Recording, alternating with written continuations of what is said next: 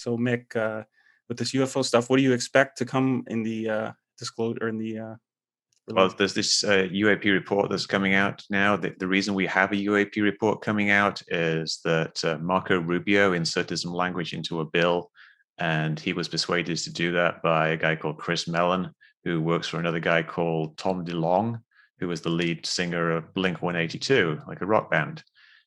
So it's not like the government has, in its infinite wisdom, decided to investigate UFOs and produce a report.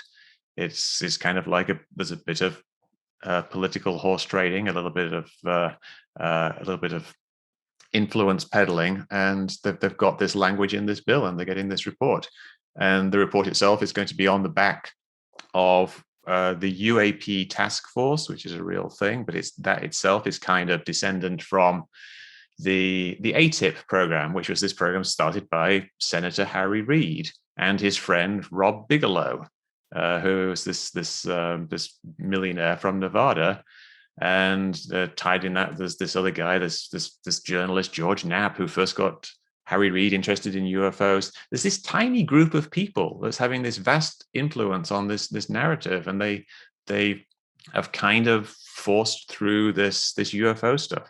Something interesting I found out in the last few days is that the FAA, the Federal Aviation Authority, has a procedure for reporting UFOs.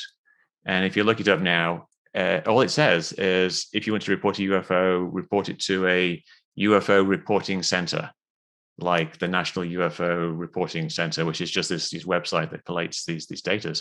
But in earlier versions of it, it said, call this number and speak to the Bigelow Airspace Scientific Board. And there, somehow, Robert Bigelow, a UFO and paranormal guy, managed to get the job of being the FAA's official receiver of UFO reports.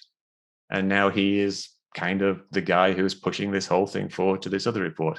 So it's a small group of people, and I don't think they're doing that much. So I don't really expect very much from the report. It's going to be a list of things that they've not been able to identify.